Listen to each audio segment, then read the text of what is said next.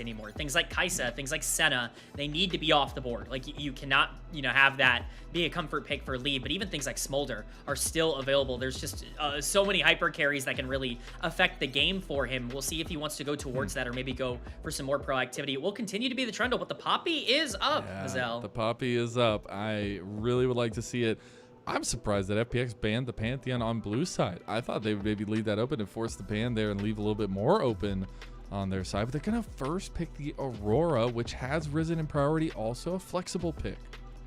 Yeah, it is a flexible pick, but this is almost certainly going to care in the mid lane. Sheer doesn't really play the Aurora, so this is something I expect to just be a strong mid laner. Pull it out now. It is. Hey, if there was ever a time to pull out your first Aurora game, it's now. But would certainly expect this to be going towards care in the mid lane. This does open the door for Doinb to just say, all right, well, we played scaling 2 games in a row. Let's do it again. Why not a third? The Victor coming out, the Scion. Immediately. Yeah, strategy clear.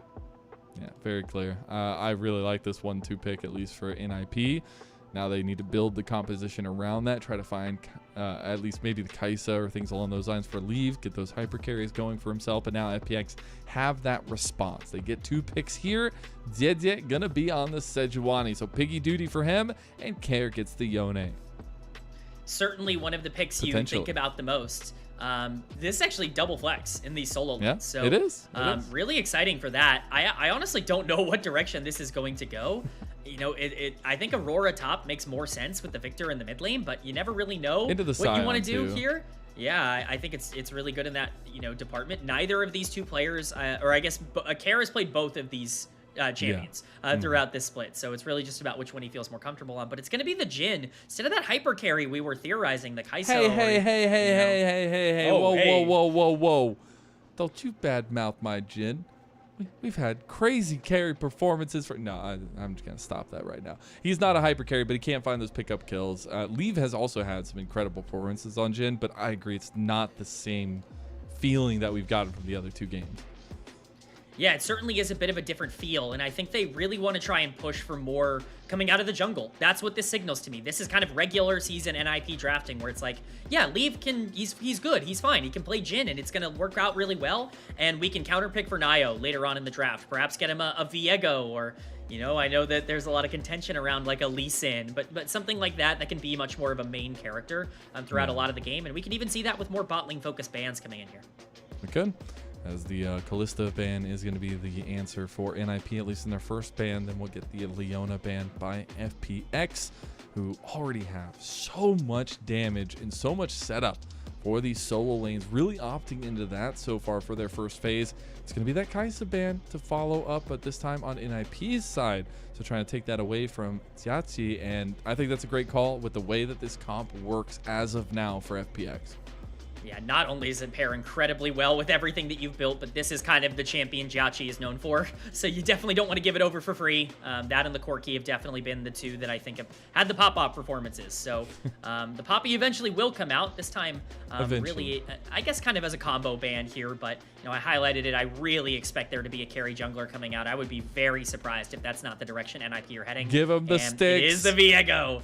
Give him the sticks. One of his most played champions here in this split, and going back to the tried and true style of NIP. He has so many scaling options, at least in his solo lanes. He is going to be the one that gets the earlier advantage to make sure that happens. Viego Victor is not a team fight you want to take in the late game. That is terrifying to have to play into. Can get scary really fast, but it's going to be the Lucian as the answer on the other side. Really love this from FPX. I think this is almost certainly the best thing they can take in this particular instance. You need that early 2v2 power to try and punish this Jhin pick coming in from Leave. If you want to put him on the back foot, that would be big. Braum obviously combos well and makes the 2v2 more efficient. They are going to lock that in. And Jwei's popping off in the comms. Let's see, the Braum ends up coming out here for him, trying to make this happen here, trying to be a kind of defensive threshold for FPX, saying we will not let you pass this point, or at least trying to follow up on the rest. Yeah, I think it makes a lot of sense, again, not only to punish the 2v2 because Jin's not going to be receiving a lot of those resources, but to be useful in the late game. But it's the Renata that's actually the R5 lock-in. I really like that as well from NIP. I think it's a really nice adaptation to the Braum. I think both of these drafts have a ton of easy win conditions. I would say if you are just going to talk about scaling, perhaps FPX scales a little bit easier because Sejuani Yone is just really tough. But like, what, you're scared of the scaling from Viego and Victor as well on the other side? I think both of these teams kind of got exactly what they wanted in game 3. I love it because in last game, I mean, both teams were really set up. We talked about it so often, and that it was the mechanical execution that really made the difference. Neither team comp was like, oh my god, this is so much better. And I feel like we're getting that here. We're getting each shade of the teams, right? Jwei on a facilitator, really playing around. I guess the standout man at this point for FPX and Care in the mid lane, this Yone, but really being that buffer between what the early game can be for this team and getting to a scaling point where on the side of NIP, yes, they're opting away from the hyper carry from Leave, but we have seen Leave go to a more utilitarian style and it worked for NIP, and now trying to go with that carry potential on the other parts, especially Naiyou in the jungle has the tools at his hands now. I would definitely argue this is the kind of comp where NIP are at their most comfortable. You have a mid laner for Doinb where he can just, facilitate and shove wave and help out the rest of the team and carry jungler, and a bot laner you don't have to worry about. I think this is a very comfortable spot for them, but look at the engage on the side of FPX. I think that's really the thing to point out. They have so many ways to start fights, so many ways to create opportunities. It's not a free game for either team. It's going to be fun. It's going to be a lot of fun, but only one team can move on to match point. We've seen so much from both, and we still have so much more left to give. Game 3 kicking off now between FPX and NIP. 敌军还有30秒到达战场，碾碎他们。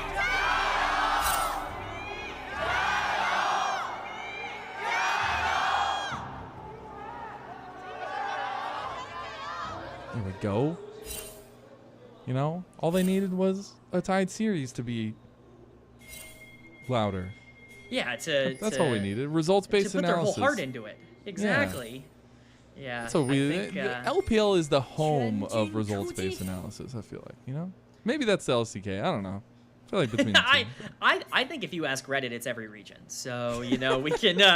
Well, isn't that results-based analysis in itself? Analysis inception happening here very quickly as we go down the holes. That is crazy. We're at a library right now.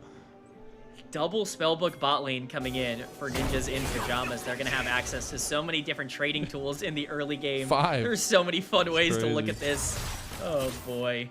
I'm excited to see how this goes. I think the jungle matchup is interesting, but I got to see what happens in this 2v2. JiaQi can get a big lead. That's huge. They can have 3 smites.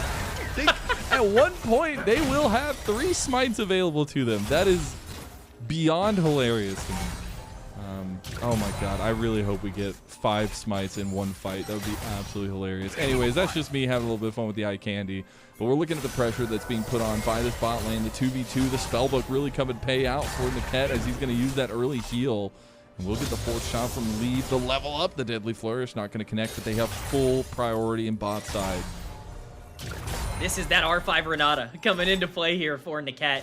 Really being able to stabilize this traditionally very dominant 2v2 as the wave crashes. Should generally be fine for JiaQi, at least in a couple of minutes, but for now, it's going to be a bit tough down on the bot side. But I really want to highlight just how important Naiyou is, and he's taking advantage of that early. He's looking mid. He is. They knew he was coming down here, though. I believe they did spot him coming in, and Care, a little bit of trouble. He has the Q3, can go over the wall, barely missing the stun as Naiyou. He's going to go back into his jungle, farm his bot side, and both junglers look for the culmination of their first clears. Yeah, there was a chance that ended up being a little bit scary for Care, but ends up getting out pretty scot-free. It is going to be a pretty aggressive path here for the Viego, though. I just got to see Naiyou play well here. He's not exactly been a carry in the first 2 games. He's been Leave, and you can see that even in the trading coming down on the bot side, but if this Viego can step up alongside Leave on this Jhin, this could be a very scary draft for NIP. I mean, NIP are full control on bot side. They are driving the car. This is the place that every Jhin loves to be in the laning phase. And they will have Naiyou on this side of the map so they can play even more freely. It's going to be a little bit of an invade right now coming in from Jwei, looking potentially for that mid lane. Just going to go for the warding as of now. Make sure you can spot out that next pathing. Naiyou's going to come over, potentially go for a lane dive this early. Level 3 coming in. Niket's going to tank here. Maybe the bailout coming through, but they get the kill in time, and he gets the reset. No, it's the 1-for-1 so far. Naiyou taking the soul and going to use the soul of his enemy to take down the double kill for the carry jungler of NIP. Ask and I shall be delivered. A Naiyou carry performance is upon us. A massive turn there for the Viego. Really, really big to get him 2 strong kills in the early game. If you can get this champion out of control, it's difficult. And Doinb is now a dive threat. He is the focus. Niket trying to save him. Niket flashes. No way. What's gonna do? Niket, you monster! What the hell did I just watch? Niket just 1v2'd them there. What a play. Oh, it's all crashing down right now for FPX. They want to make the counterplay, but Niket with the roam of the series as he's able to turn a terrible play for NIP into a massive win. Oh my god. I'm flabbergasted, Kman. That was beautiful. That was actually incredible. Niket, you are a Chad. Now we are looking at finally a lane swap in the first time in the series that we were talking about last game, wanting. But the entire story of this early game has been Niket's influence on the map, and now that NIP have a little bit of control there, that's going to feel really nice for them. Yeah, I mean, this is huge for NIP. We already talked about, oh, well, the big concern is that, you know, Viego Victor, and, you know, we can speak on this, has to kind of have a lead in order to have easy, clean engages, because you're looking at a Renata, you're looking at a Jhin. There's not really this big, you know, Rel or Alistar level engage threat that you can play off of, especially when you have Viego in the jungle. So it only really works if you can just dive in and get a bunch of resets on Viego. 2 kills will make that easier, but trying to punish Naiyou again here. He was going for the Gromp and just gave his life for it. That's a bit of an unfortunate oopsie from NIP's jungle, who was in a very advantageous position, but the Gromp will unfortunately be the cost of his life. And now we have Dragon up on the other side. Didye could just go for the tempo play. Yeah, very, very questionable play there from Naiyou.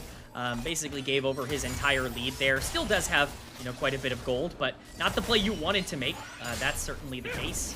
You called it, though. Dragon is up. It is Mountain Dragon here. It's going to be hard for either side, I think, to prioritize this after the lane swap. I think this is going to be one of those games where Dragon might be a little off the table for a bit, so see how both sides want to play it. Naiyou gonna save that smite just in case. We'll lose the control ward that he just put down there, but a little bit of control ward gameplay going on in this very breezy early game. We are getting level 6s now, and I think that's really where FPX's comp lights up. I mean, obviously you have some of that influence from NIP, but I would like to see FPX take a bit of an aggressive stance moving forward here into the mid game that we're going to be getting. Yeah, they definitely need to start, you know, playing fast. I think that while they do have a lot of tools in the late game and there are outs here, you can't really afford to be at a significant gold disadvantage. Not that they're at that just yet, but you don't want to give over things like grubs in the same way that NIP have been so willing to do in a lot of the early parts of this series. I think that they've, you know, really struggled to be able to maintain form because of it, and so it's important to make sure that you're contesting. And speaking of, FPX is going to start off on this Dragon. Looks like it will be free here. No contest coming in from NIP. Yeah, nobody even in the vicinity. As the grubs are going to be coming up in 30 seconds on the other side. You do have Naiyou up there already, but should just be the objective there. Wonder if FPX are going to feel at least inclined to go up towards that top side and contest that one. They are getting the resets coming through. See what the item break points are going to be looking like as well, because that is something else to keep in mind for FPX specifically, but I guess Yone specifically. That first item, Blade of the Rune King, is always so important. We're getting the redeploy TP from Didye with the spellbook. Jungler out in force. Yeah, just wait until we see the Jhin and the Renata also TP in. That'll be really the sign that things are about to go down. Still holding hope for the triple smite. Doinb? Doinb getting caught. He's in trouble. Now the combo, the fate sealed, and his fate is absolutely sealed. Oh, the no snapback way. Didn't kill him, but Kair's going to walk up and kill him anyways. Didn't even need it. A little flashy from FPX. They do end up getting re-engaged on by Naiyou, and now Jwei going to be forced to flash over. The Heartbreaker coming out, but Naiyou in a bad position now. Going to flash back out as the concussive blows will run away. Deadly Flourish going to now connect onto Kair. Kair, how did you find yourself here? Kair dies to Naiyou, gives over his soul, and now the grub priority could go over to NIP. A couple of question mark pings would be thrown down for me when it comes to that fight, because a lot going wrong for both teams, but it's NIP who benefits the most. Naiyou going to, as you said, be able to take these grubs. This is a great spot for NIP to be in terms of the game as a whole. Not only does Naiyou now have 3 kills, this guy's incredibly accelerated, already 1,000 gold up on the Sejuani on the other side, but specifically you're also able to get quite a bit of gold into the pocket of Leave, who's going to be pretty important towards enabling the rest of this draft. So nice win there for NIP, but certainly a bit of a question mark in terms of the fight. Care, you know, definitely needs to be a bit more cautious on this Yone with the tools that NIP have at their disposal. All I'm saying is, isn't this just a quintessential Leave game? I was looking back through his stats, and I know we talked about it before the series even kicked off, but I swear, and I don't have any concrete evidence to back this up, I swear he had so many more assists than he had in kills in so many games. Just like 10 plus assists in so many games. And you know, 3 assists to start this one off is okay. I would like to see him get to more, but it's funny what he can do even while not getting kills. How important he's been for this team off the back of, you know, that bridge building that we oftentimes see from the mid jungle. Leave is the one that comes in and closes out games for his team.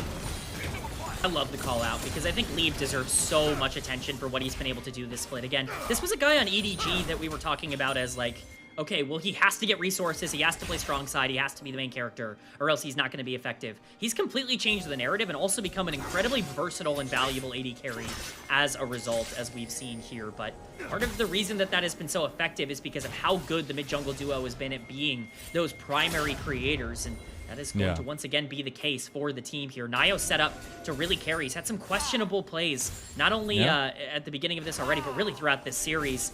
This is his time to shine and showcase why he's been such an upgrade for NIP.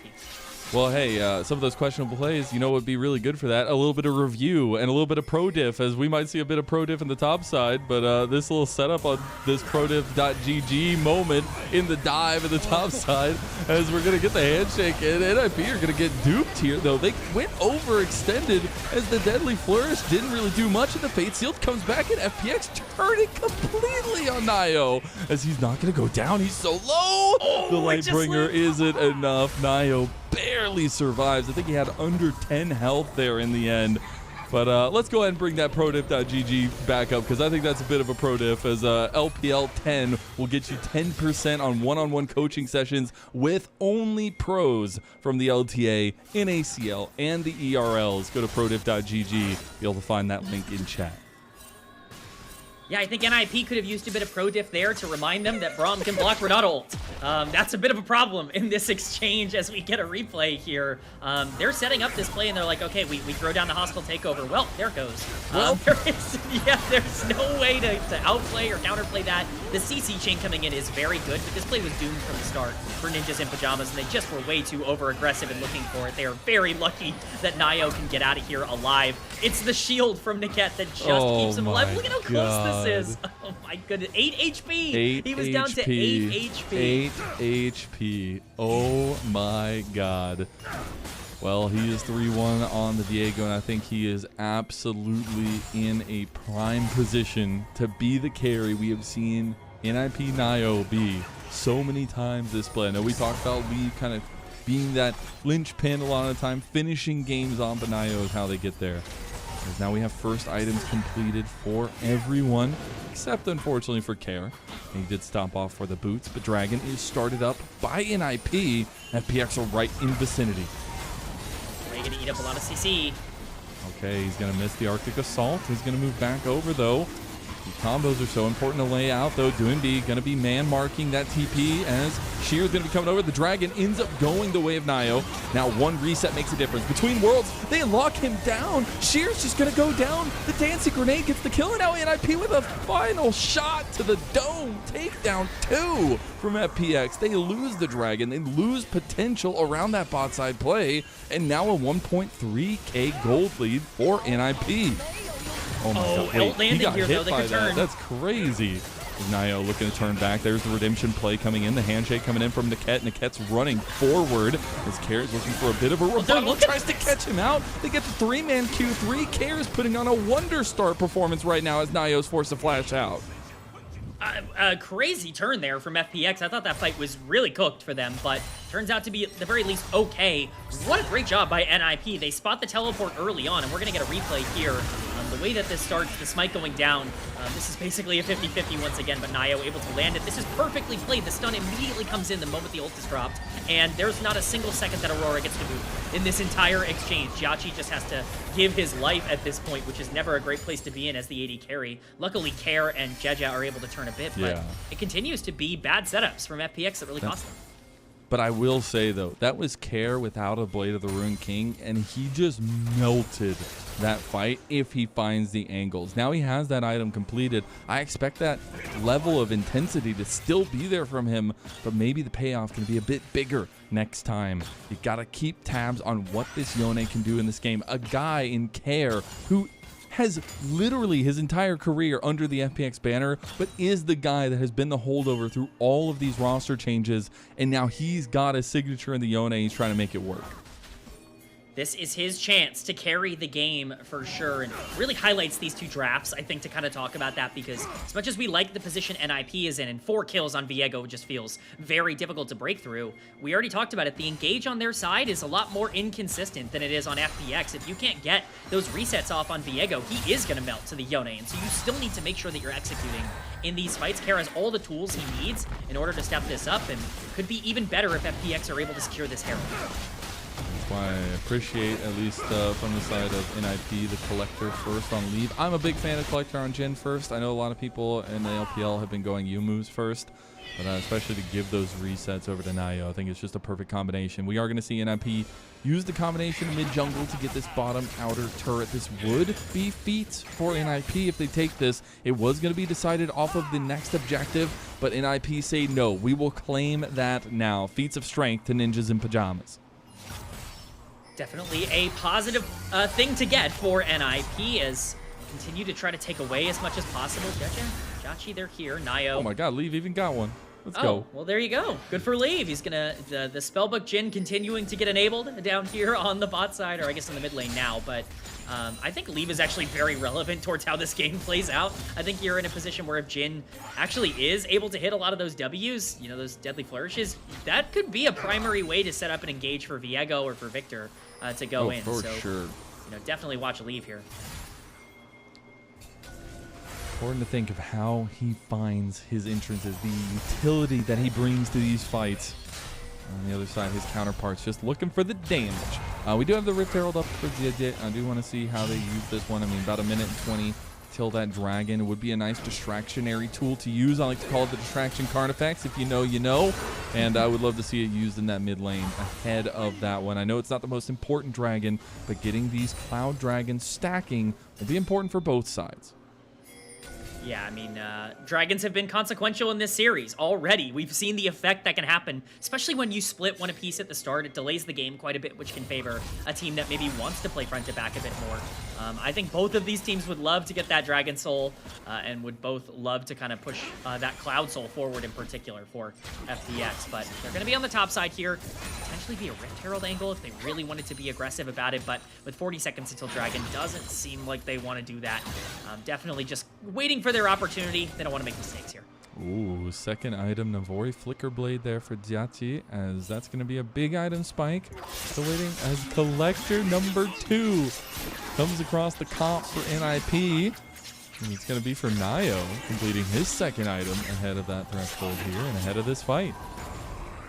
Definitely a big thing to get. That Collector is going to be... It is cooking for sure, but I kind of like it. NIP are cooking this game. I have to say that. You know, the build paths, the rune choices, they are definitely in the kitchen for this one. I think this has to be the first time I've seen 3 spell books on one side. Yeah, crazy. I can't remember a game where that happened.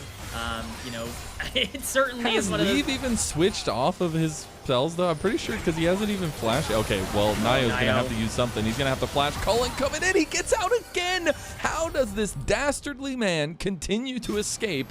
Unfortunately, the recompense will be dead claiming second dragon for FPX. This is exactly what I was talking about for FPX when I said that this team scales better, because honestly, look at NIP.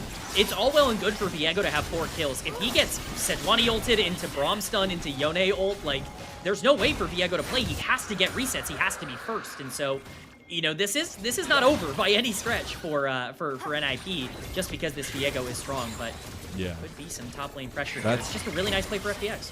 It goes back to that conversation for draft where it's like neither team's comp is bad. They just both have a level of execution that needed to be reached. And at any point, if Naiyou gets one reset, like that changes fights completely. If one person gets locked down from the side of FPX, locking down NIP, that changes the fight completely. And that's why I love that we're on the edge of our seats. We're 19 minutes in. It's a very even game, even with the 1,000 gold over to NIP. And these next fights will be extremely crucial in the mechanics displayed. Yeah, the next major objectives coming up, Otacon in 30 seconds. That's going to be massive as FPX look for the siege down on this mid lane tier 1. They should be able to get this without a ton of problems. See if they can get it before the Herald goes off. No, they're just going to leave it for the Herald to pick up. No problems there. Unfortunately, the handshake not going to dissuade the play. But Naiyou Shelly once again doesn't like handshakes. Oh, trying to catch Naiyou. And JJ felt really confident about that one. TP's coming out. The flash is going to be burned there as well. Will be the spellbook flash though, so still gonna have something available to him. Jwei needs to be a bit careful. Oh, JJ is getting locked down. He's gonna be very, very tenuous here as NIP do end up getting the blue buff, getting away, and no other play is really set up for that. Anacon's on the bot side of the map, could be pulled on any time as both teams going towards that way and setting up bot side. I cannot stress how important Jia and Jwei are to this comp for FPX. Yeah, they really are the difference makers in terms of how this entire comp functions, and you got to make sure that your positioning is nearly perfect if you're going to pilot these. You talked about it earlier. One reset and the fight is likely over in favor of the Viego. You can't really allow that to happen as the frontliners, but they are setting up and posturing. They're going to start up this Otacon. FPX says, we are better, let's do it. You don't have the pull. Doinb had just Doinb's not here, no top teleport. side. He literally TP'd top side and then leaves his team without any answer here. Will the spellbook leave has smite? Can it be enough? Go for it, baby. As they're going to try to get it away. It's going to go to JJ. They get the Otacon, and now NIP are struggling to keep their health bars in this fight. Solokill will give his life, go zombie mode, but FPX claim the objective and all the flowers now. 38-7 in that. And that's going to be FPX also getting an outer turret and bot side.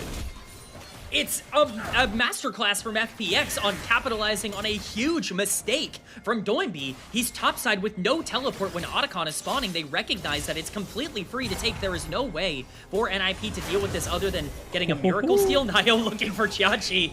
He is not scared here. That is for sure, but it's once again this idea that Viego has really no easy pathway to get in on any of these fights. We're going to see a replay. Otacon is gone at this point. The Braum just completely zones the entire engage away from NIP. Even with the hostile takeover coming in, there's nobody that really gets punished all that much for it. And as much as Solokill can eat some damage, he certainly can't eat the entire health bar that FPX is going to be able to put out in damage in 1 second. Care has been massive with this Yone, and now at 2 items, it could get even worse. Yeah, it definitely could. This shield bow giving him so much breathing room in what he can do with his health bar. That's going to feel really good in those kinds of situations of the big pick potential for FPX. But, man, it's almost already 3 items as well for JiaQi, but it's still one of those moments where you're wondering how the play call is coming through. Some of the shot calling, or at least some of the communication going through. And a really good heads-up play from FPX to kind of pull the trigger on that. Yeah, I mean, the moment you see Doinb on the top side, you spam ping him and you go, hello? This is a free objective that we can take right now. There's no, no 4v5 can be won without the victor there. He's going to back this time. He's going to be down here this time, all right? He's going to walk his way there, and he's going to be on second item, too. Yeah, well, he needs to be. He's a huge piece of why this team works, but Dragon spawning in 30 seconds, that's soul point for FPX. If they're able to claim this, especially if it's without a fight, things are going to get really tenuous. So NIP definitely going to need to set up around the area. The gold is even, Mazel. This game is so close. Yeah, it is, just like this series has been. As that's 3rd item now for JiaQi. He will have the Dominix. So that's going to be some health shredding tankiness gone from the side of NIP is it's going to be NIP setting up down here first and foremost. They might get pushed out though, as they're going to lose Prio in mid lane. Yeah, this is really well set up by FPX. Exactly what you need to do when you have the kind of map pressure you have. Force NIP to make a decision, and they're choosing the Dragon. Oh, it's choosing a potential 50-50. JiaQi right in the front line. Look at the angles here. Sheer waiting for his between worlds. FPX need to fight a front to back. They need to be able to take this front back down, but they can't get in. They can't get the Dragon. That's going to be the separation now. Decimating Smash coming in, or at least the Unstoppable Onslaught too. And that's going to be the Curtain Call, but in these kinds of situations, the Curtain Call's not really doing much. Now some of the autos coming through with Solokill's already gone. And you're wondering, is it better to auto? Is it better to ult? And unfortunately, NIP just don't have damage. That really does, you know, that's the problem. Mazel, like, that is the issue. They just can't break through anybody on the side of FPX. The engage, while not perfect, and certainly could be better, from FPX was enough to be able to lock down some priority targets. And I agree with you. I think the curtain call from Leave is honestly bait this game. He needs to step up and start consistently either putting out damage or stunning targets to create opportunities for his Viego to take over. If Viego can't get in, there's no way to play the fights. We get another tower falling on the top side for Care. And this game might just be a snowball at this point for FPX. It's starting to feel that way. Almost 2,000 gold up now. Bloodletter's Curse completed for Sheer as well. So the MR is definitely not going to be having a happy camping time in these fights. But, I mean, it's so tough to see how this is breaking out because Naiyou still is in a very advantageous position. And it's still that constant conversation. Somebody from FPX messes up and gives over resets, that is a completely different fight. We've said that already, and that will remain the case for the rest of the game. But FPX have started to kind of button up here in game number 3. Care's Yone has been massive this game. He really has been a clutch performer for this team. And I know, you know, we talk about Care as the veteran player on this team, kind of the team captain all the time. He's not always had the most consistent performances, but this guy's actually very sneakily been a big playoff performer for FPX, even if the regular season games aren't always there for him. And once again, showing that in big moments, you can really rely on him to generate some leads. This Yone is going to be a massive problem as this game continues to go down. You can layer the CC of Sejuani and Braum, as we talked about, on top of the Yone. It's going to be tough to imagine a world where NIP are going to feel comfortable. And 3 items, your fate might be sealed, and not just the ability. For a guy that has literally spent his entire career, at least competitively, on the FPX track, I think it's so interesting to see all the pieces shift around him and how important he still has been, even in some of the lackluster moments. He's a journeyman that hasn't made that break into the top tier LPL mids, but he's trying his damnedest. And I know last time these two teams met in split number 2, he was a key piece in how they won that series. You have to remember, FPX did come away the victor 3-2, knocking NIP out of split number 2 playoffs. See if they can put themselves a leg up here in this series. Definitely needs to be the one to continue to pressure, and Baron is going to be the call. They're going to take this. It's not going to be particularly fast, but Doinb's on the bottom side of the map. Oh, I mean, they got Care here. It is fast now, as they're going to bring all of NIP over. They're going to try to get in here, but it's going over the wall. They try to get Naiyou. It's a Fate Seal that comes through, and it just separates every Sheer, finishes everybody off. The bailout, not there. It's Baron. It's everything. They're having their cake, and they're eating it too, and I think it tastes like chocolate, or maybe it tastes like NIP. FPX are wiping the floor with the Ninjas in Pyjamas in game number 3. It's a massacre. There is barely anyone is left alive after this terrible exchange for NIP. How do you face check a Sejuani Braum Yone combo? You don't. You end up dying almost instantly. The trigger pull coming in from FPX is gorgeous. They get the Baron. They take the top lane tier 2. They take the mid lane tier 2, and they can push for significantly more here as well. And so far, blue side has reigned king. Obviously, they're not going to end the game off this, but it's an almost 8,000 gold lead now. We take a look back at this expertly executed FPX fight. Yeah, I mean, Braum is just so Omega here. He blocks all of the ultimates coming in with his shield, and then just his perfect layered ult on top of the Yone. There's no way to play the game for NIP. This is complete and utter destruction.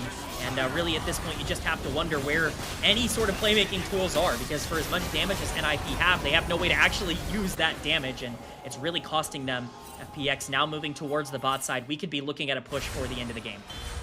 Could be Baron still on them for a minute and 40 seconds. Naiyou tries to find a little bit of a CC chain there, but doesn't get it.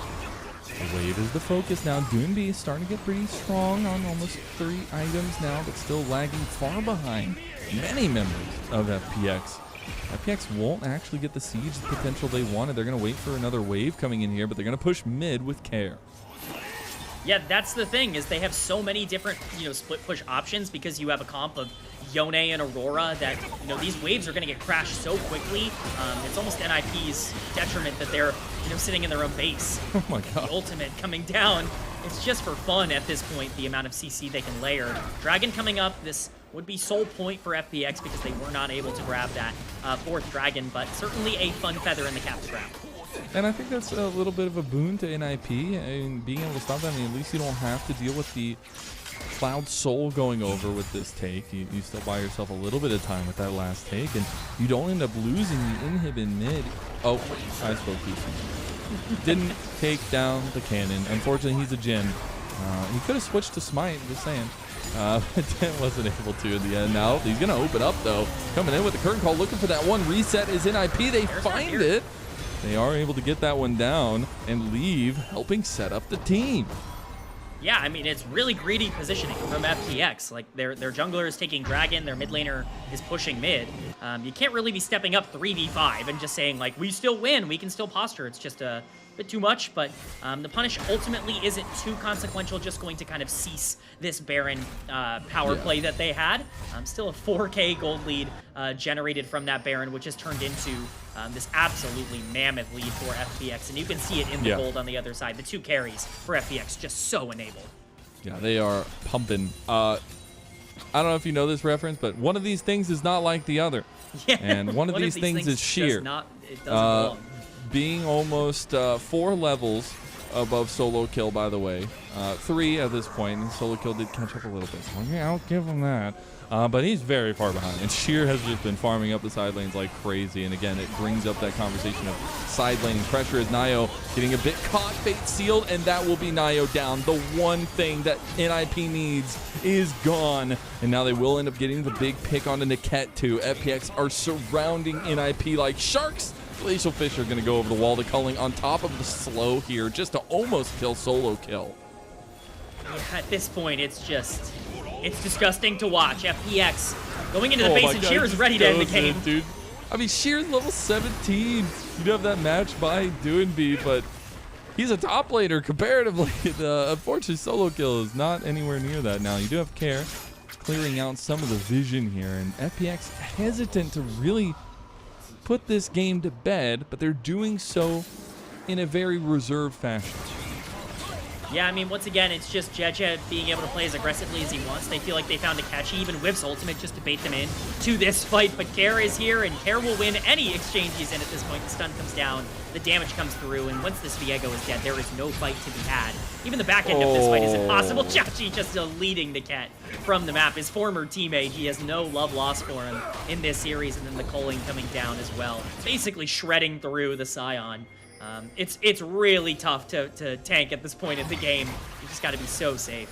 Yeah, unfortunately, JiaQi has so much more of the decision-making power than I would say Leave has on his side of things on the ADC market. It's definitely FPX in full advantage now, hovering that 8,000 gold lead for themselves. Now working on full item build for JiaQi as he's almost got that final one. Getting close to this top lane fight. Oh, Doinb getting caught like that. That's in trouble. Care is going to go back to the Soul Unbound. Glacial Fisher is going to be used. He's in some trouble himself. Glacial Prison's going to be in there, and the Glacial combo coming through. Care is going to flash away as that hostile takeover was doing some work. A 4th shot. Oh, dodging out of it, and FPX get away in the end. A little bit health bar reliant there, but they will survive. Yeah, a little bit dicey. Very disconnected engage coming out from FPX. They kind of feel like they're kings of the castle right now. Maybe they've usurped the kings. The peasants have become the masters, if you will, from our earlier pre-show. But, maybe a little bit too deep there in terms of the engage with Jwei and Care basically being entirely disconnected. As long as these guys group up together, it's still going to be very clean in the 5v5. And in fact, they might not need it right now. Naiyou, Solokill, they're caught out. Solokill's just gonna die to Jin. That's just straight to the Baron. These are mistakes that you can't be having. NIP were so on the edge of having this series lean their way, and now all that momentum, it seems to be fueling the fires of the Phoenix here as Baron's getting half health now. Can Naiyou even get in? Niket is just gone. He didn't even get to bail himself out. There is no check coming for you today. And now FPX are coming to take the payments away. Naiyou gets locked down, concussive blows, everything used on him. He is gone, and FPX are signaling for the end. The culling coming out. Doinb just barely going to live. The shots being World fired champ for diff. JiaQi. World champ diff. JiaQi, he's trying to pull the card. Oh, he doesn't get him. Okay. Well, that's the world champ buff that just saved Doinb. So, you know, we get it both ways. He's throwing yeah, you know, JJ leave. JJ versus leave. And who was right? Well, right now, JJ is looking like it. They're playing with each other. JJ is trying to get in the mind of leave as FPX are taking the lead in this series 2-1. A chaotic game in game 3, but chaos favors the Phoenix. So cold. He doesn't care. He's standing up. This is just a Friday to him. It's a Saturday to him. He's not worrying. He's just chilling, man. He showed up here to win, and he's accomplishing exactly what he set out to do. What a game from FPX, from the mid-jungle duo, from the support, from everybody. We've got match predictions getting thrown up.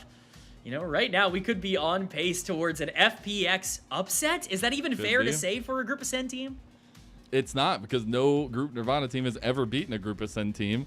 And we take a look at that. This was, I feel like everybody thought the one that could be it, but it is not. And I got to ask you, because fans of drama are eating right now.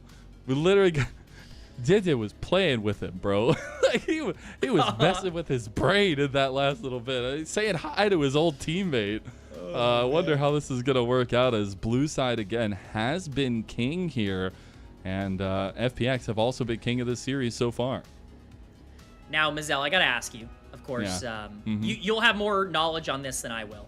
Okay. What would you rate Spellbook Jhin in game number 3? We're getting a thumbs down. He could have... Like, there was that moment he could have smote it away, like the jungle camp. Like, there's, like, little things that you could do, I feel like, in those situations. But, yeah, no, I'm good. I think I'm good. We didn't end up seeing the triple smite come through. Like, if you're going to take triple spellbook, like, why not try that at some point? That's, like, full objective control. 1,800 smite, potentially. Nah. No, get it out of there. I want to see. I need to see Leave on a carry. I know he's been good on Jhin. I know he's been good on Senna. I think at this point the Senna might just be a bait. It is good late game. NIP have constantly tried to go for these late game comps, and 2 times they've lost. It's that they don't have anything going for them in the early game, except this time they did have a little bit of something, but it didn't build into anything. Yeah, I mean, really, I think the main thing for me that game is just there's no way to start fights. Like, you have absolutely no chance to play unless you're super far ahead. And honestly, I kind of like that idea from NIP